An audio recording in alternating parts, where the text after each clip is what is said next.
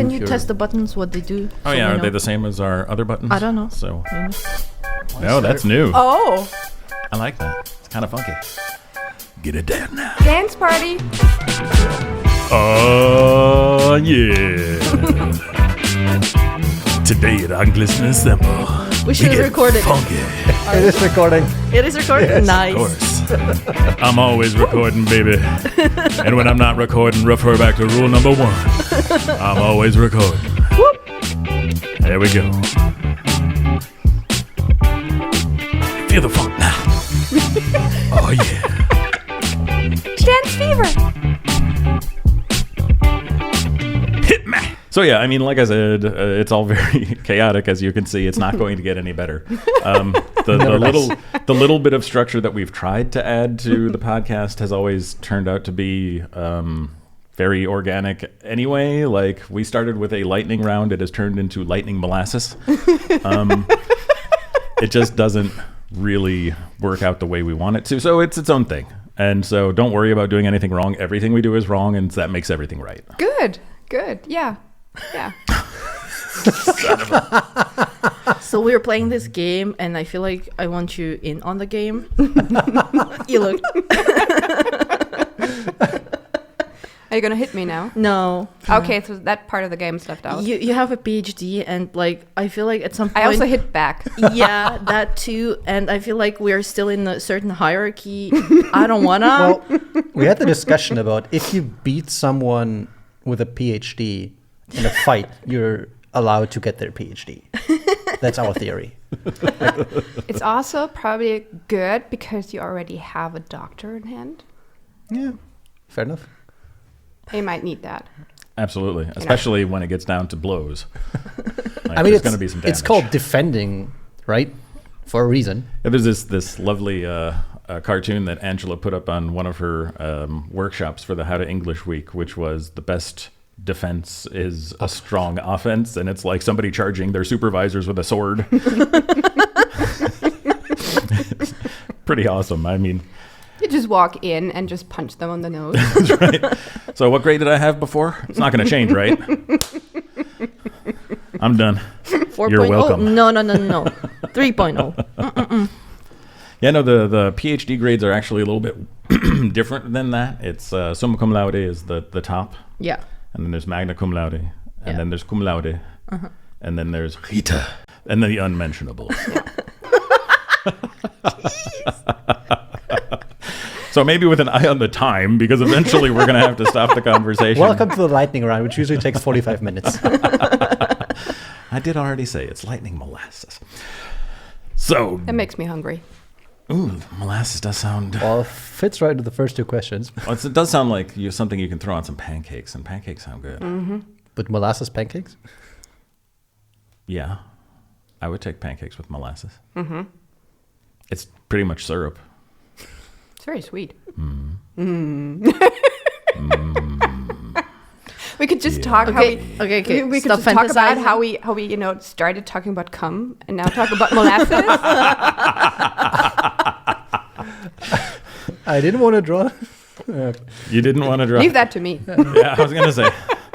Everybody here's an expert, I guess. So One thing or On another. what? Please elaborate.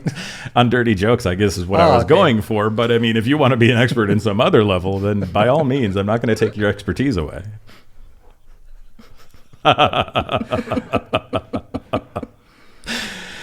Greetings, persons of quality, and welcome back to this lovely edition of Anglisten Assemble. Today, with me as always, we've got the wonderful Leon Dollarshell. Leon, how you doing today? I'm doing good. How are you doing? Hanging in there. Semester break, so a little bit better than normal, and a little bit worse than an actual holiday. And Kate is also here with us. Kate, how you doing today? Good. Hi.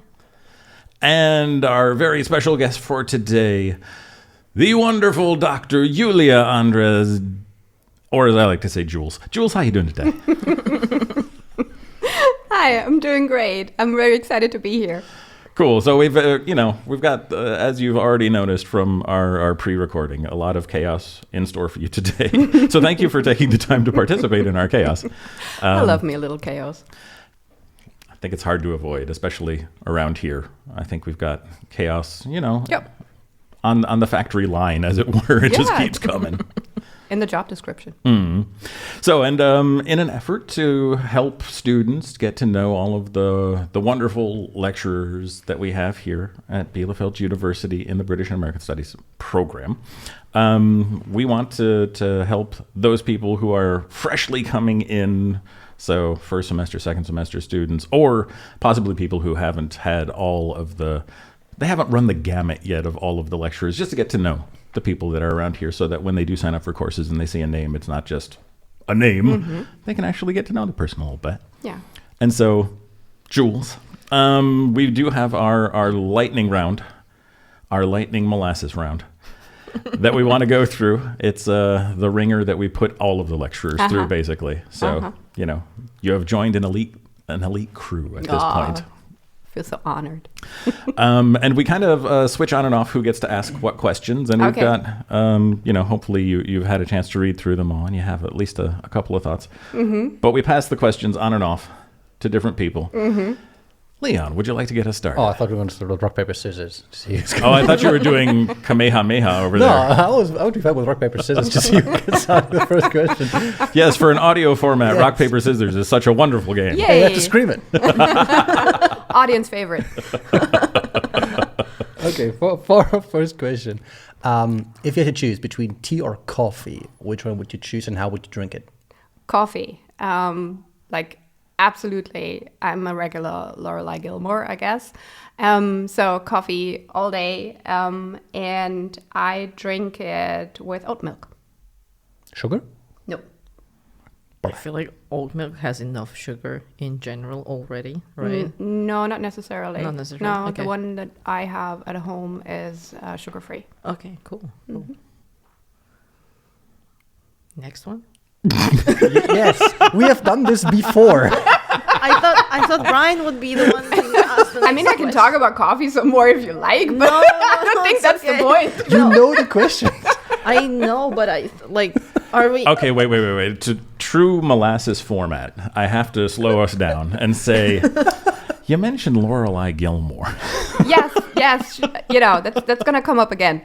Okay. So we're definitely in the. Is it Hollows Creek where they live? I forgot. Stars Hollow. Stars Hollow. There we Yes. go. It was somewhere buried in my Yes. brain. Okay.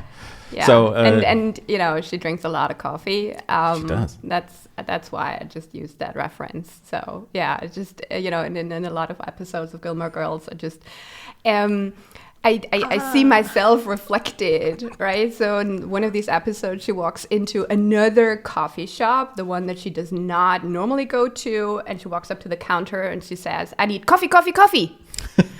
And then she gets an order of 3 coffees. And she's like, no, I just wanted the one. And it's like, but you said coffee, coffee, coffee. And so I got you that. And then there's all this, argument going back and forth. And then finally she's like, oh, right, never mind. I'll take the 3 coffees. And then she walks out. So I don't know if you two saw it, but when you said Lorelai Gilmore, Kate and I just looked at each other like, we don't know who that is, I but know. we're going to wait until I know. someone is going to explain. And I then know. as soon as you said Gilmore Girls, I was like, Yeah. yeah, that makes sense. She's Yeah. called Gilmore. That's it's a generation thing, I know. Absolutely. No, And I mean- haven't had the time to watch the Gilmore Girls because I'm watching old TV shows and I've been through the Golden Girls, Yeah. all the Friends, and I'm searching for should I go for the Desperate Housewives or for Gilmore Girls. I'm still considering. Twin Peaks. Go for Twin Peaks. But you said that only No. the first. That's an experience season. unto itself. I'm not sure. One Tree Hill. And especially, we haven't done the shout out for David Lynch, who recently passed away. He Yeah. was the director and co-creator of Twin Peaks. A Mastermind. loss for the world. Yeah. He was an amazing man. And I think in so many ways beyond his director skills, he was just a really awesome person. Yeah.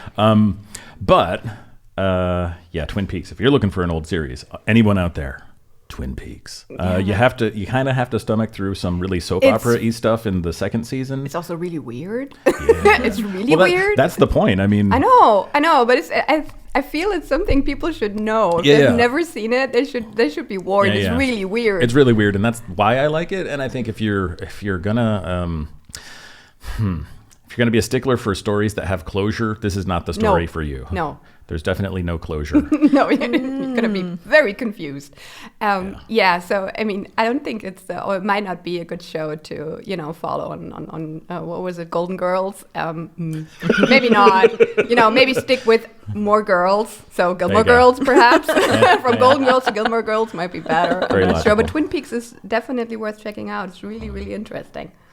Yeah. So we got way off track, as we should. Molasses, yes. You pushed me. I did. Watch out. Luckily, we're not on a precipice here. I'm going to field the second question then, because Kate seemed to be less interested in asking it. And I'll ask Jules. I have such interesting answers. Come on. Jules, do you have a favorite comfort food? Yay. Like when you're down, or when you're just really interested in, having a super relaxed weekend or something? Like, is there some kind of food that really brings you there? There's actually lots, but the one thing I can always eat and always love is fries. Ooh. Like fries is, oh God, I love that. Okay, I got to dig, because there's fries and there's fries. Where are you getting your fries? Not very picky. It's potato and oil, man. Throw some salt on there. I'm good. Okay. Yeah, totally. Ketchup, mayo, like Mayo. is there? Oh, okay. Mayo, yes. You're one of those. Yeah, one of those, yes. I'm getting evil looks. Okay, I'm the only ketchup guy here. Okay. No. I will Both. go usually for ketchup if I'm watching my calories, but if With I'm fries, not- makes sense. but otherwise, Just shoveling it in there. Just shoveling it in. It's the Diet Coke to the McDonald's meal. yes, Wow. exactly. No, but the first time I tried the fries with the mayo, it was 2008, the first time I came to Germany, and I was like, what is this beautiful thing that they've been doing for years and I've never tried it? Yeah. It's funny. I had the exact opposite response. Oh my God, I'm going to barf. Exactly. I put the mayo on my fry and put it in my mouth, and I said, "Oh dear God, what have I done? Get it out of here." But aren't you like genuinely not? You don't like mayo? I just don't like mayo. Yeah. I guess is the bottom line. I had a friend recently introduced me to fries and yogurt. Whee! Okay. And it sounds horrible. Yeah. It's not that bad. Well, it's not that great. Still But doesn't if you make me want don't, to if you try. don't want to, if you don't want to eat mayo, then maybe that's a better option. Fair. You can make a decent mayo with yogurt. Yeah. But then pure yogurt? Boo. No, you have to add some spice and some herbs to Yeah, it, not just so- like pure. Greek yogurt and fries. No, thank you. But Fair, but I curly mean, fr- there's curly also fries- like people who use chocolate shakes and dip their fries in Yeah, but chocolate that's shake. disgusting. Actually, that's not bad. It's actually That's the American speaking. I was gonna say a Wendy's Frosty and fries. I want to try that. It's so good. I have tried it once, devilish. and I didn't feel good afterwards. I think when I brought my son to the U.S., that was one of the first things he wanted to try. He was like, "Dude, I need to dip my fries in a real Frosty from Wendy's." And? Did you like it? Yeah. Yeah. I mean, what's not to like about chocolate ice cream and Well, fries together? Yeah? Well. Yeah. Yeah? well, That I can imagine. Fries with yogurt? No. We could meet in the middle and do frozen yogurt, maybe? I don't know. Ugh. Not sure about that. I had a similar I've never reaction. seen a human gag reflex just hit so fast. Sorry, Leon, I cut you off. When Please. when I went to IHOP the first time, I didn't know they had pancakes and chicken, That's the International House of Pancakes, Yeah, for yeah. those of you out here who don't know. and I was IHOP. so confused.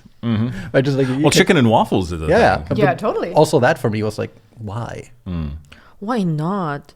Absolutely. Like most It's of the chicken and waffles. most of the Asian cuisine, if you look at it, it's salty and sweet. Yeah, but so as like a sauce, not like as I don't know. Doesn't matter, but the combination of sweet and something that isn't salty, that's like classic. For example, Yeah, you but have it's pancakes. salty caramel. I get what you mean. Like I love like sauces that are like sweet and you put it on something savory. That's okay, but it's pancakes and chicken. Like, are we talking American pancakes, like thick ones? As far as I know. I mean, at Yeah. IHOP, probably, yeah. Yeah. Okay. Yeah, because for example, the Russians they do the crepe kind of thing, and then they would wrap like minced meat into that. No, it's actually good That's if you nice. don't. Yeah, it's really nice. Or caviar. Oh my god, caviar. Or a nice cheese blintz. I mean, their blintzes Cheese are is good. something like crepe with cheese. That I like. I like savory crepe more than I like sweet crepe. It's called crepe, isn't it? not? It is, yes.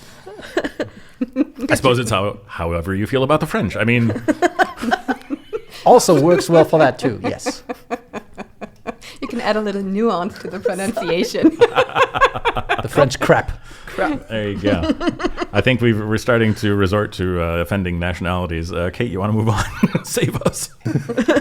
Do you have? It's such a stupid question to ask someone in the literary studies, but favorite book? Yeah, it's a stupid question indeed. Yeah. And I was having a very hard time picking just one, so I have a short list. Yeah, sure. 3. So one of my absolute favorite novels is Beloved by Toni Morrison. For obvious reasons, I guess. It's a masterpiece. It's just, the way she manages to represent the horrors of slavery, the cruelties, the things that are just so mind-blowing about slavery, and combines those with grace and gratitude and love, and it's so incredibly poetic, right? Even the horrors. And that book really changed me. So I find that I pick it up again and again, and I recommend it to everybody essentially, even though it's of course a book that's going to break your heart, but in a good way. And then number 2, completely different. That is The Never-Ending Story by Michael Ende.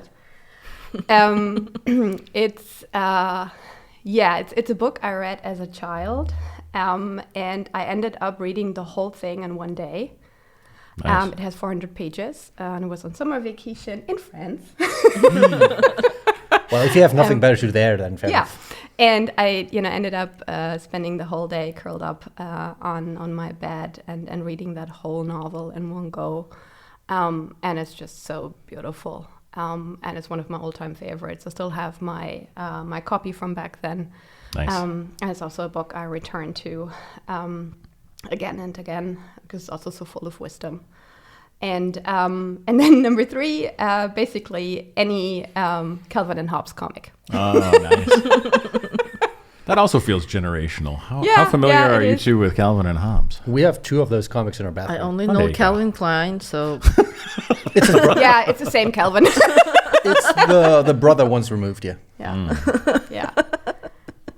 But no, my father had those. So I grew up with reading Calvin and Hobbes and like Donald Duck comics and the old Marvel comics and everything together. no, those were too expensive. Like everything that is comics related was too expensive for me. Gee. We're getting some interference from It's the the room Michael next Bay to us. Armageddon sound. Really, what was I thinking? I was thinking more the Amy Adams. What was the Alien movie? Arrival? Thank you. It One was of my Arrival favorite with movies. Valens. I think it's better than Interstellar. I love this movie. Yeah. Anyway, Yeah, so yeah. you're going to have to cut some sounds here, Kate. Welcome to your job. You said it was okay to fart. Sure. For aliens, too, apparently. I mean, they're just going to come right down to the university and fart on top of it. As I said, guests are allowed to do anything they want. You're a Who guest. said it was me? Oh, right. It was Leon. It's Leon all the time. Yeah, it's always Yeah. me. Any interference, it's Leon. Yep. Okay. Yeah. So, in complete opposite to that thought, Leon, maybe you can move us along to the next question. No, I don't want to anymore. Okay, maybe a tiny bit easier question. Do you have a favorite movie? I don't see how that's easier. But still, There's more books than movies. Yeah, but it's still, I mean, this whole thing with picking a favorite, I find that incredibly hard. So it's like, it's just one. No. So I also have a short list there. So my top 3 movies would be actually add them all up. It's actually 6, so I'm kind of like I'm cheating here, but it's okay. So number 1 is Pretty in Pink, Molly Ringwald. Wow. Another generational thing, I Gonna guess. say. But it's so beautiful. Reaching back to the Brat Pack. Oh, it's so good. Such a good movie. And then number 2 is Breakfast at Tiffany's. Yes. Audrey Hepburn, like a total classic. And then number 3, this is where I'm cheating a bit. Kung Fu Panda 1, 2, 3. Wow. Amazing. Amazing. Everything Kung Fu Panda is amazing.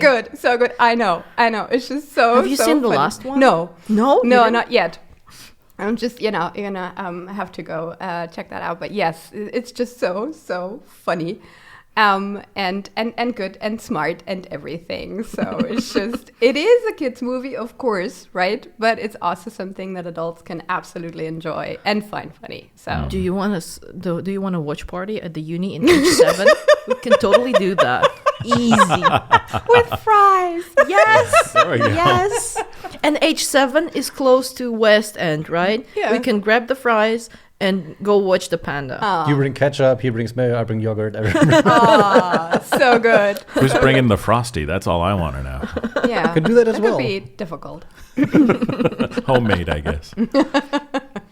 Good. I'm going to take those questions and smash them together and ask about a favorite fictional character. So film, book, is there a short list again? Again, of fictional characters that you find compelling? You've discovered my pattern. Yes. Yeah, it's a short list again. So favorite fictional character would be, for instance, the Dowager Countess, Downton Abbey. Mm-hmm. Yeah, Lady Violet Crawley.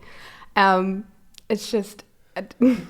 I've watched Downton Abbey so many times, right? It's one of my go-to comfort shows, right? So I just love that, and I just love her character so much, right? Because she's a straight shooter, and makes no apologies, and is actually very tough on the outside, but very, very soft-hearted at the same time, and she's just so funny. So that would be one. Then I have Lucy from the Peanuts. Interesting. Yeah. Crabby by nature. Just love that. Worst hip hop band ever. Crabby by nature. Okay, continue. Yeah, I love her, right? That she's always in a bad mood and, forever calling people out on their bullshit. And I just also, what I, seriously love about this is that, her personality and that she's a girl. So she's not this girly girl type, forever sweet and nice and accommodating. She's really, really, crabby. And I love that. So that, and then Garfield. So you would go for all the somewhat Moody. characters. Yeah. I mean, I guess I love the ones that are a little different and are not afraid to just be themselves. I'm going to say they're all very direct characters. Yes, very direct. Right? And and Garfield is into food. You didn't mention lasagna, though. Yeah, lasagna is not one of my favorites. I mean, I like it, but no. But I mean, at the end of the day, Garfield will eat anything. That's true. And he's funny. He is that. Although going back to Lucy, I was thinking she's kind of a psychopath. Yeah, she is. Yeah. I mean, She's aside from mean. Krabby, she's just straight up hardcore mean to Charlie Brown. Yeah. And Every she's single football kick. Yeah, and a stalker. Right. So, yes. Yeah. I mean, hey, we love broken things sometimes. Wasn't there also a kid that is always has like a blanket? Like Yeah. Linus? That's Linus. Yeah, Yeah. I like that guy. Linus and his comfort blanket. Yeah. Don't look at me like that, Kate. It's like, He's cute. yeah. All right. So do you have a short list then of your favorite slang terms? And I will say that you can curse here, no problem. Yeah, you're reading my mind because, favorite slang term would be any good profanity with me, right? Is something like "holy crap" or "fucking hell" or something along those lines. It's something I like, something that's really juicy and evocative, right? That's just, I curse a lot because I have a temper, and so and I just like that. Do you catch yourself cursing in your classes? I very much try to avoid that because Okay. that I find unprofessional, Mm-hmm. and it's also something that I would want students to understand. Where to draw the line, what's okay, what's not okay, what's formal, what's informal, colloquial speech, and so on and so forth. So very much try to avoid that. Sometimes I can't help it and something slips out, but I really try not to. Do you police your students also in terms of when someone says, I don't know, shit or something while making, I don't know, a comment or an argument? Something like shit, I would probably not comment, but anything stronger than that, yes, I would say something. It's also it's not the kind of language to use here in this classroom. It's not the right setting for that. Yeah. Because I was in Mihail's class and some of the students said something, and Mihail went very fast into language. He was such a cap in that moment. Yeah. But that's also very much related to what people find okay in their lives in general, right? Because a lot of people think that, swearing is just not okay and not something they would want to be exposed to, right? Not even, over coffee, just having just an everyday conversation. I know people that would mind that very much. And for that, I would say okay, yeah, do your thing, right? If you feel, it's just, I know that with some people, I also have to watch how I speak because they're not comfortable. And I find that absolutely okay. Yeah. No. Okay. So next question. Whose turn is it? Is it mine or yours? Mine? Okay. I pointed at Leon with the finger pistol there. Hi. Yes. Hi. So, next question. We're divided on this. Oxford comma, yay or nay? Yay. Yes. Yeah, a total yay here. I find the Oxford comma provides structure and order. And I like that. Thank you very much. Yes.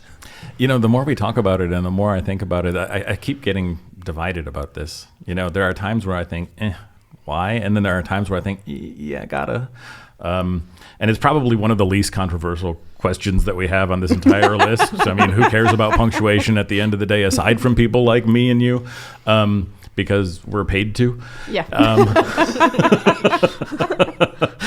And Leon sadly raised his hand. But I mean, if you do do a deep dive on examples of Oxford commas, it's like you'll see sentences out there where it's like, oh yeah, it's really confusing without an Oxford comma. You could really mess things up. And then you'll see examples where it's like, yeah, you don't need a comma there.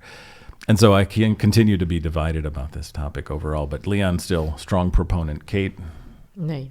Yeah, see? So we really are split. I'm split myself down the middle, and these two each have their own position. I think the most important part is that you stick by what you started with. If you start and you don't use it in your text, then don't put it in later. Just stick to not using it throughout the whole whatever you write.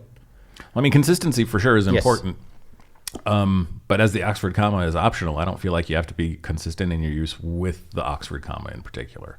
But anyway, I mean, it's just one of those things. How much attention do we pay to punctuation? And in language practice, boy, we gotta. Yeah. Boy, Yeah. howdy. Yes. And so where it's optional, I would, I'm still very lenient. Anyway, moving on to literary worlds. So, I mean, we've already heard about some very different literary worlds, Yeah. both filmic and in text. Yeah. So, is there I think we have to start getting away from the short lists. It's also, I just, only have the one. Okay, Only the so one. what would be Yeah. your favorite literary world? One where you think you could take up shop and just live there? Yeah, but there were several places I was considering, and then I was like, but the idea is for me to actually live there, right? To really be there and not just witness events. So, and the one place I can imagine actually living is Stars Hollow. We're back at Gilmore Girls. Oh wow, full circle. Yeah. Okay. That's a really nice place. Okay, so let's dig. So what do you like about Stars Hollow that's so compelling? Well, it's a small town, and that's something I'm used to. I'm not a big city girl, and it has all these quirky, nice people in it, right? There are no assholes, and here we go again, profanities. There are no assholes in Stars Hollow,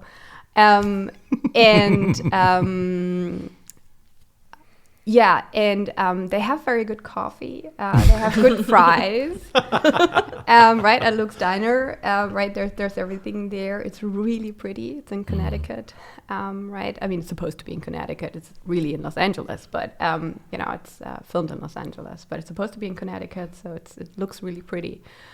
Nice houses, and just a good place to live. Follow-up question for someone who hasn't seen the show.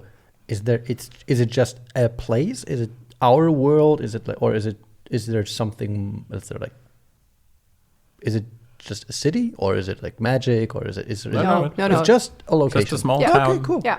But I mean, the magical part about it, I guess, Are would the be people. just the friendliness that's inherent in the world, it seems. And I mean, like with any sitcom, I guess at the end of the day, problems are solved within a half hour. Yeah, always. You've got closure to anything. Conflict resolves itself neatly and nicely. Well, not all conflict in the case of family, but but in general. it's a feel good show, and it's a feel good place. So that's the whole point of it.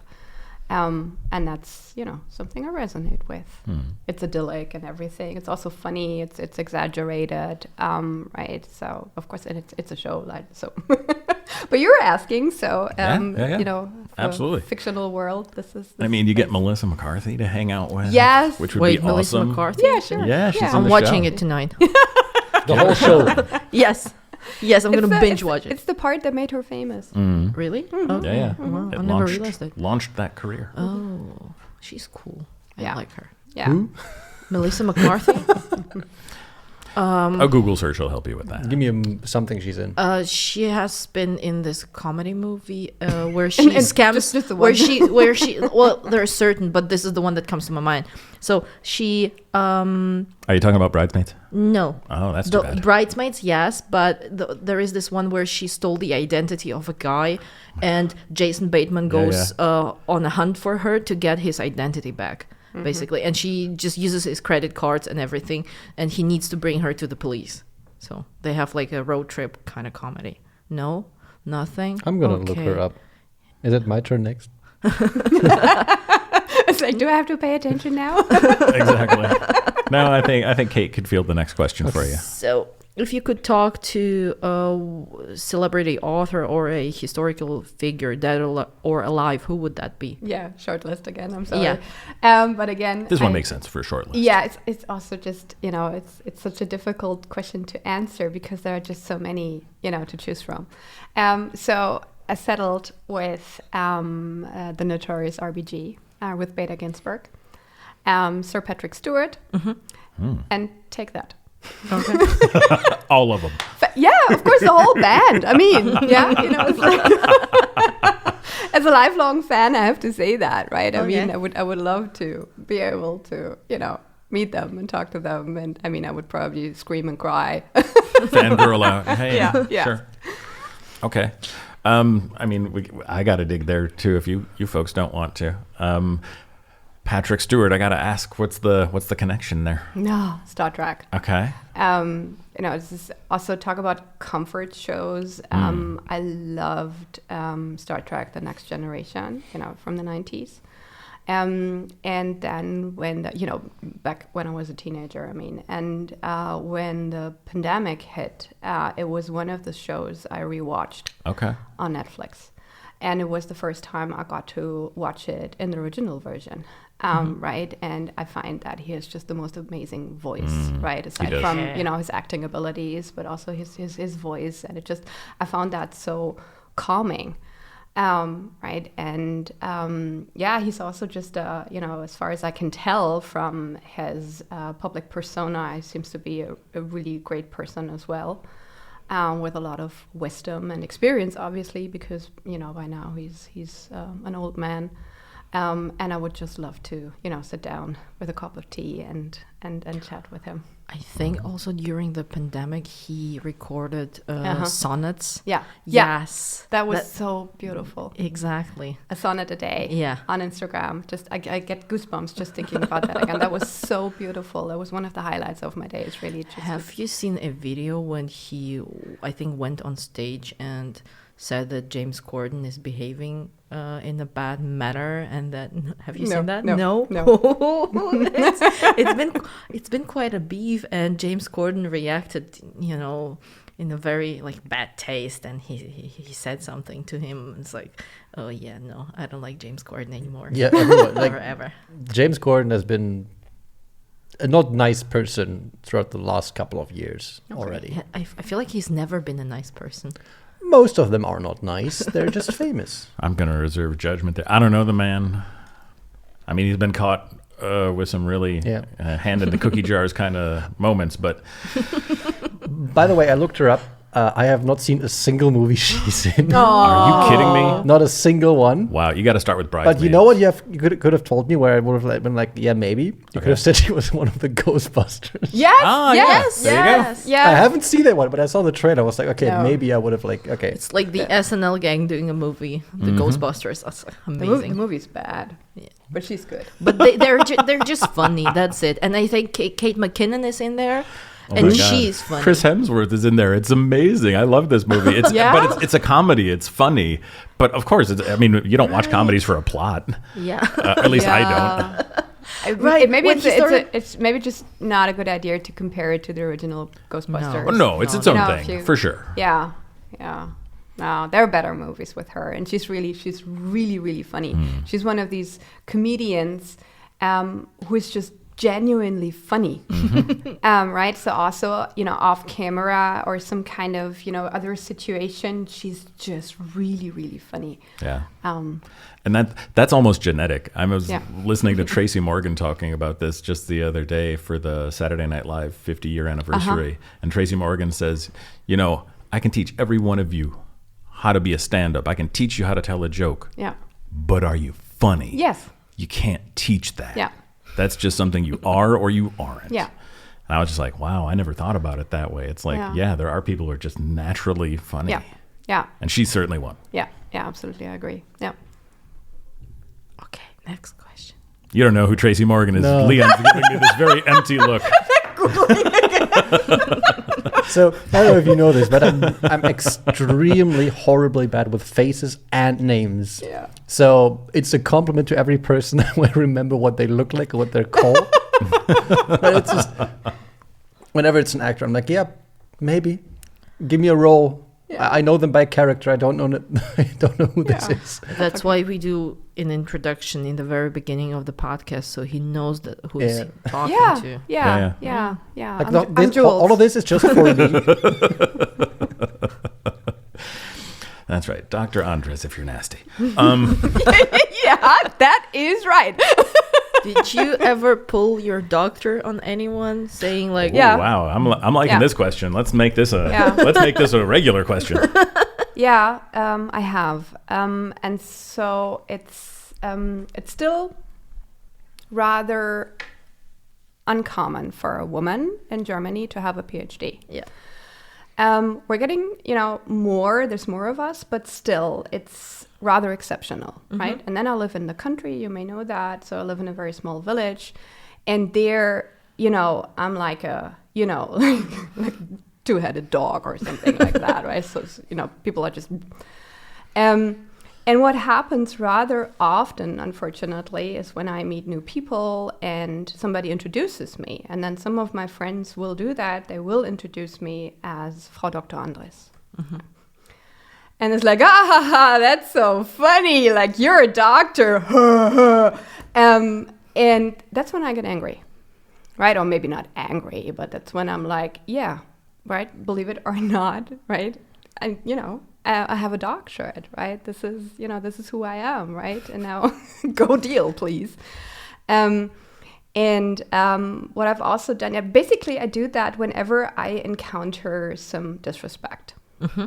Whenever I feel that people disrespect me based on my gender, maybe also to an extent based on how I look, right? Because also again in terms of stereotypes, for many people I don't look like the standard academic, right? You don't? Yeah. Because this is my understanding of the academia. Everyone looks the way they want. But you're used to our department. If you go to other departments, it's completely different. If you go to the law department or to the biology department, it's completely different. Oh, yeah. The True. English department is not a good yardstick in that regard.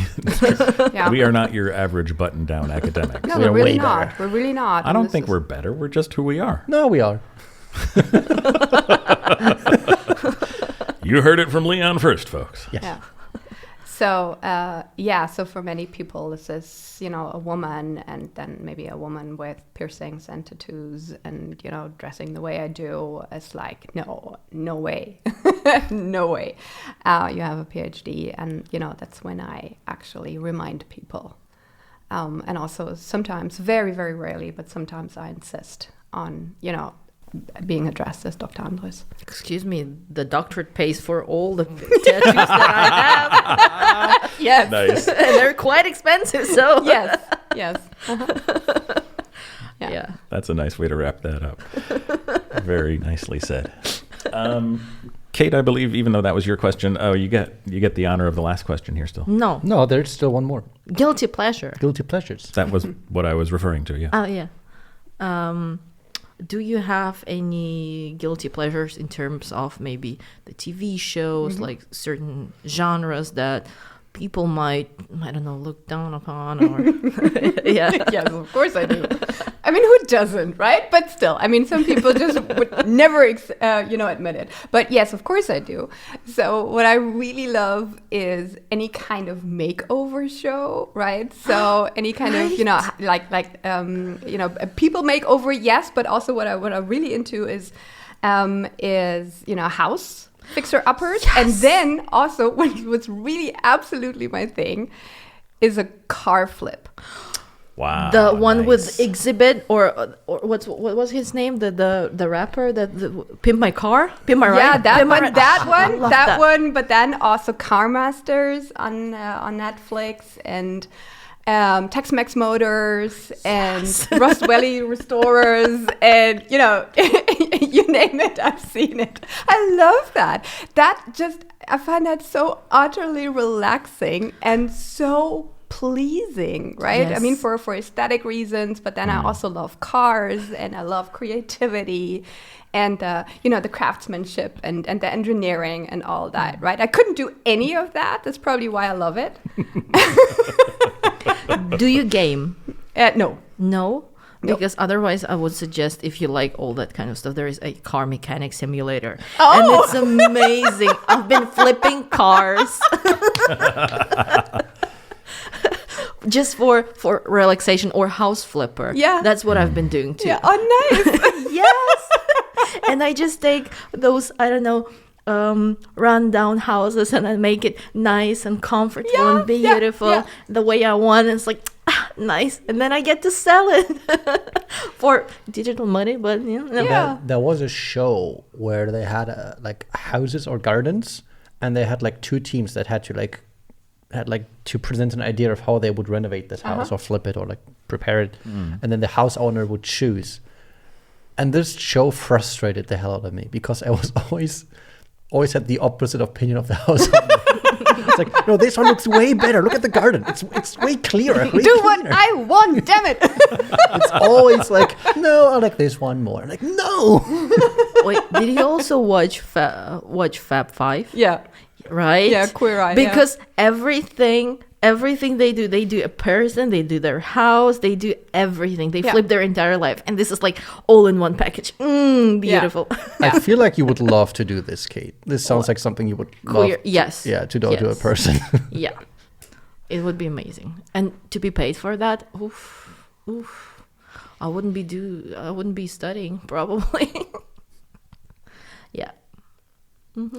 We're learning a lot here today. That's the whole point of the That show. is what we're doing. That's why we do it. That's why we get up in the morning, folks. Yes. This time we actually got out a bit earlier in the morning than usually. I know. 12. Crazy. So, folks, I think. Question. Oh, yeah, we do have to do the last question, don't we? Yes. Leon, I want you to ask the last question. No, you do it. I'm gonna. Okay, I'll be I gotta right back ask it. as always. Should I be scared now? No, you shouldn't, but I think there's some justified fear as far as Leon is concerned. As always, yeah. Okay, Dr. Andres, Jules, Yes. if there were a pistol duel between Kate and Leon, Yeah. who do you think is going to come out victorious in the end? Who do you think will survive? Kate. Oh, Leon. It's a sad, sad situation. See, my weapon is my brain. I stand by it. It's a good weapon to have. I was You know, gonna say. some people go through life But without the one. thing so. is, I don't like. What do I exert that it's always Kate that is winning? So Kate, it maybe just speaks to the sociopath Yeah, that right? people see you as. I don't know. No, I feel like I'm just a very direct character, like very I straightforward. feel like this It's is like Mike Tyson against Stephen Hawkins or something. Whoa. I'd have paid to watch that fight, honestly. I would have called the cops. There might be some human rights organization. Are you kidding me? Stephen Mind Hawking that gets to very like much. develop a robot or something to fight for him against Tyson. I feel like that would have been a really cool fight. I realize he's not an engineer And per se, then- but and then he would develop the robot, but without ears. yeah, sure. Well, or ears that bite back. Or that. That would be also cool, right? All right, so having stepped off the deep end, and now that we're off script, I feel like another part of this podcast that you know is not as molasses lightning as our structured lightning molasses round is. You know, just what kind of courses do you like to teach? And I want to kind of preface this by saying, I think that you are one of the most amazing teachers that I've ever had the privilege of experiencing. Oh, thank you. Because for those that don't know, I also went through the master's program here at Bielefeld, and kind of at the same time as I think you were starting your teaching career Yeah. here as well. Yeah. As I was starting my master's phase, and you would approach the most amazing topics in your courses, and so I kind of want to at least touch on that. Like, what is your process when you're coming up with courses as to what topics you want to go into and what makes you choose the topics that you do? And maybe just to give people context, could you give us some of those kind of topics that you approached? Yeah, sure. Well, let me thank you first. That means a lot to me. What No, you said. you need to get your flowers. Yeah. Thank you. So, I mean, there's a set of classes that I have to teach, and I'm fine with those as well. But then there's another part of my teaching that I get to choose completely freely. And I'm very, very grateful for that. And I am naturally drawn to difficult topics. That might be worth exploring at some other point, but You could do that with your therapist. yeah, with Lucy. No, I'm naturally drawn to difficult topics, to maybe also dark topics that are problematic, and also topics that are not necessarily, where there's no closure, to use that term again, or where you just don't, walk out of class having answers, but maybe more questions than, you had before. So what, classes I have taught, for instance, revolve around sexuality. That's not necessarily problematic, but then also, how sexuality is taught and understood, and how it is represented, right, in popular culture and in literary texts. Then I am very, very interested in literary representations of phenomena that cannot be represented, at least not in terms of language. So something like trauma, something like dementia. So anywhere where there's no words to really, or no narrative, also no narrative structure to really express what's going on. That I find extremely fascinating, and to then deal with, for instance, film, or mostly with me, it's actually a narrative, so actually novels or short fiction or something like that, to then look at attempts that are made at representing that. That's also something I work with. And then one of my also bigger research interests is literatures and cultures of indigenous peoples of the Americas, but mostly North America. And there you just inevitably have to deal with, with genocide, with, violence in all shapes and forms, with systemic racism, extreme poverty, substance abuse, and so on and so forth. So that's also something I, have taught a lot in various shapes and forms. And then the last bigger cluster, so I was just talking already about sexuality, but then the big cluster of my research and teaching is pornography. So pornography as a cultural phenomenon, as a cultural product, as a media product, obviously also in the Western world, and then the complexities that come with pornography, right, as something that is out there, right, that is just it's a mass product, right, and it's very, very accessible now with the internet and everything. And it's content that can be incredibly problematic, dangerous even, right? And but it doesn't have to be. And it's a subject matter that is hardly ever discussed. Not in people's private lives. I mean, very few people sit down over beer and talk about the latest porn film they've watched. And so that is underexplored, underdiscussed, and it's certainly underexplored and neglected in academia. That is changing. There's more and more research done in the area of pornography, but it's but also pushback. You see that as well in the U.S. in today's climate. Yeah. There have been people who have been fired from university positions for approaching this topic. Yeah, absolutely. So it's mind blowing. Yeah. It's still it's controversial, and it's something that some people would prefer to shut down. Luckily here for me, this has never been the case. I mean, I've seen a lot of raised eyebrows, of course, and some snickering and some haha, okay, you strange person, and you call that research, right? That yes, but never any hostility or adversity or something like that. So no, in that regard, I'm really lucky. But it's different in other departments and other German universities. Yes, I know other examples. This is so interesting. Like, I don't think I ever had a class with you up to this point, but just hearing what your research topics are and how you approach certain topics, I feel like I see your influence in so many of our younger lecturers just pop up, like Brian, but also I had classes with Tulsi Bura, who also mentioned stuff you just mentioned, and Jessica, and it's just like Koch, yes. And I just see like, oh yeah, there's a bit of that, and there's a bit of that. Yeah, that makes sense. So your influence is all over. It's everywhere. Well, thank you for saying that. But maybe to an extent. it's not all me, obviously. No. But yes, both Till and Jessica had classes with me also.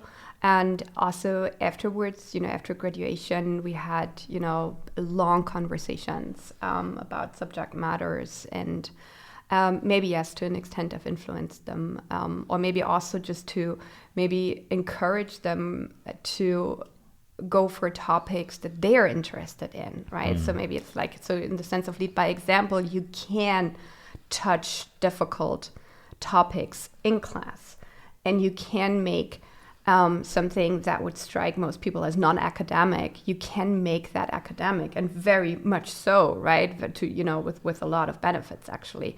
So maybe, yes, maybe that. Yeah, this is like what made them, like when I started, like these two specifically so popular, because they talked about those topics, they addressed these issues. They had classes about topics that didn't have an answer, that made you like leave the class and you're like, I have to think about it, and even if I do, I will not have a solution. I will not have an answer because there is none. Yeah. And this was like as for me as an example, as a student, what formed my approach to the study program. Yeah. That I focused on things where like I want to talk about stuff that's happening now. Yeah. So yeah, I think that's super interesting. Yeah. It's also what I love maybe the most about this. I mean, I also love getting a good answer, of course, but I love having this kind of, I call that productive headache, right? So things that really make your head hurt because they are so complex and so layered. And you just really, like you were saying just now, you literally have to sit with these things and chew them and just kind of like, wow, what do I do with this now? And I really, really like that. And some time ago, I was asked how I would describe my teaching philosophy. And that's another difficult question, of course. But then what I came up with is like I teach critical thinking. I want to encourage people to think, right, and to see problems, be willing to sit with problems, not necessarily push for a solution. But maybe also be willing to hold and endure the tension and the productive headache, right? And then maybe walk into the next conversation, whatever that may be, with these thoughts and, be willing to share them. So that's right. And certainly just not to rush to judgment and to leave space for, an open-minded conversation about things that, maybe don't feel like they should have, depending on your own value system, this kind of open-minded approach. But it's also the opposite, where you start questioning things you might have not questioned before. Yeah, for sure. Where someone says, this is like this, and you'll say like, yeah, but why? And why do we accept this? Best case scenario, absolutely. Yeah, like you say it's this way, but where did it start? And why did it start? And why do we still do this? And why is this? Yeah. To see new things, right, and then have this, this experience that is on so many postcards and memes and all that right now is like what has been seen cannot be unseen, right? This kind of experience, you notice something, right? You become aware, and then you cannot unsee it. You cannot be unaware of it anymore, and to maybe then continue questioning it, right? But to also, just like you were saying, is notice something you weren't aware of before, but also to experience the richness of perspectives. I find this, forever fascinating with literary text, right? That people can read the same text and read it completely differently. And then you sit down and discuss a poem, for instance, with another person, and then get your eyes opened by their reading, with the same text. And then to be willing to listen to that and maybe be taught, right? Some things like, wow, I never read the poem that way. Right? I found that very, very enriching and fascinating because, if we talk about poetry, I mean, it's super short, very compressed, very dense texts, right? That it can just carry so much meaning. Well, and are so open to interpretation. And I think, a lot of the students, especially, first, second semester students coming in, they are they're very resistant to poetry and poetry analysis and even discussing poems, I find. And I use this Billy Collins poem to kind of open up the discussion. Like Billy Collins' intro to poetry is always just, hey, slow down, just tell me what you see, just tell me what you're experiencing. What's the images going on in your head? What are the sounds in your head? What are the feelings in your head when you go through these words? And, fair enough, for a lot of people, they're not open to that for whatever reason, from previous education or lack of exposure or just lack of interest. And, that's all fine. But I feel like in a literary and studies program, you kind of have to open up at some point and be willing to go into, well, what does that make me remember? What does that make me think about?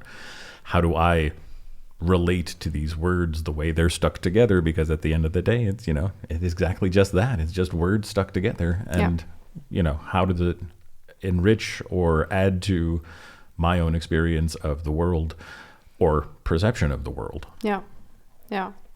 But that also requires, you must believe in your own observations. And you must trust them, right? So this is exactly the same approach that I take with poetry, with first year students, and also later again, right? Because I find it helpful to just first like read and pay attention to your associations, right? Just like you were saying, and what I perceive often in students then is they need time to really trust their own associations, right? In the sense of, I can actually say this. I can actually say that I hear something, I see something in this. For some reason, this line really resonates with me because this is so open, right? This is not like your standard right or wrong situation, right? You just raise your hand and give the right answer because you got it from a textbook. This is really something that comes from within you, and you need to be able to, you need to have this kind of experience that it is okay to say that, right? Because with poetry, it is not right and wrong. Of course, you can be, you can go on into a completely different direction, but it's interpretation. It cannot be right or wrong, and that requires experience. Yeah. Well, I can only speak for myself, but for me, I had to relearn this because in school we basically were taught otherwise. Yeah. That if we bring our interpretation, they just say, yeah, that's wrong. Yeah. Or we don't care because we only accept those 4 interpretations because you're going to have to write an exam and we have to grade, so you're only allowed to use those 4. So whatever you thought this could mean, or whatever your interpretation was, didn't matter. Yeah. Now you're at a point where people tell you, no, it does matter. What do you think? And you have to break out this shell again that you got put into, where it's like, okay, it does matter now. I can say it now. It's not like I'm getting like booed out for this and someone says, no, you're wrong. It's like, okay, what do I see? Yeah. And it's not even like, a lot of people see stuff, but they also have to feel comfortable enough to say it out loud. Yeah, that's exactly what I mean. And then also to learn to see that it can be normal, when working with a poem again, to still stick with this example, it can be normal to not have the words to describe what you feel, right? There might be something in the poem that just does something with you and you just don't know what to do with that, right? Or how to put that into words, how to translate that into something that another person would understand. And that is also something that is difficult to learn, right? That can be normal. It's totally okay, and you can even say that in the classroom, right? That you can say like, this moves me, or this makes me angry, or whatever, and I don't know why, right? Because that is then the gateway to analysis, right? To really kind of like force the poem open, say like, okay, what is in there that makes you feel that way? And that is, of course, extremely difficult to do, right? I mean, to then just, raise your hand and say like, yes, I have this response, but I don't know what to say about it. Right. Right? That's super difficult, of course. Well, and I think especially in our context, many of our students, they're not native English speakers, so they've got the language barrier to deal with on top of that. And then you've got the added layer of social anxiety. You're in a room where you want to appear intelligent to the people around you because this is the setting that we're in where intelligence is rewarded. And I don't know, you have that added pressure. Yeah, pressure's on, definitely. I get that that's difficult. Yeah. But I think it's right. I think if you can create an atmosphere where you can say, just give me whatever response you have, and whatever response you've had is okay. And also there's the added time limit. If we've just read this poem together for the first time, it's like, you still need to digest this. You might be thinking about this in 5 days from now and have a reaction then. Yeah, absolutely. So there's all sorts of different factors that go into that. Yeah. It is advanced analysis at the end of the day. Oh, you know, it's not easy. We're not born with this skill. No. Yeah. We're born with this meaning making skill that we have. But it takes, fostering that skill. It takes, honing that skill to put it into this kind of shape and format that we practice here at uni. So no, we're not born with that. We're born with this ability to observe and to interpret, right, and to make meaning out of any kind of sign that we have. But what to do with that information, and that's something that has to be taught. And then to communicate that to someone else is even more, it's a separate skill set, for sure.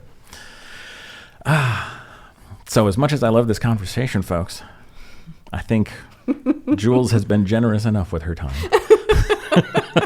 And we have to wrap up at some point. So I think with that, as always, Kate, a pleasure, and Leon, a privilege. It was always vice versa, but okay. Hey, we're flexible, changeable people.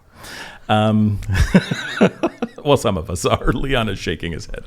And I'll just take both. It's a pleasure and a privilege to be here with me. And then it is, indeed. Absolutely. And I just, for lack of vocabulary, I can't say the same thing for Kate. So I'll just say, awesome working with you, dude. And Julia Andres, thank you so much for sharing your time with us and all of your wonderful insights. It's been truly an honor to have you here and to talk with you. And hopefully we can do this again sometime.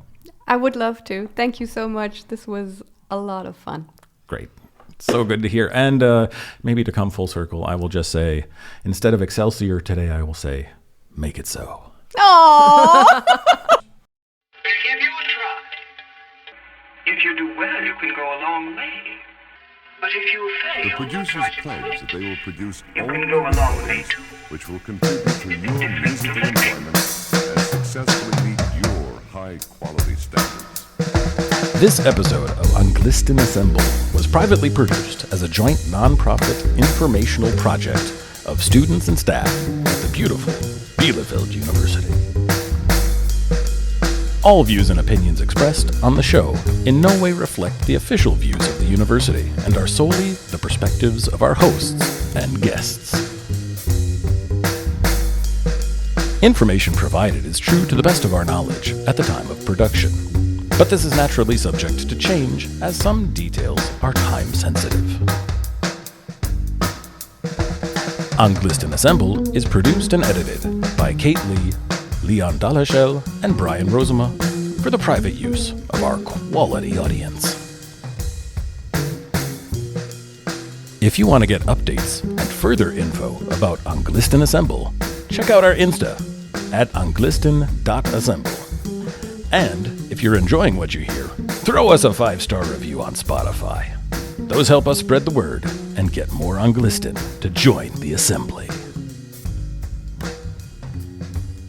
Musical accompaniment today includes the sonic stylings of music from allesgimafrei.de. And finally, we'd like to thank our special guest today, the genuinely jubilant Julia Andres.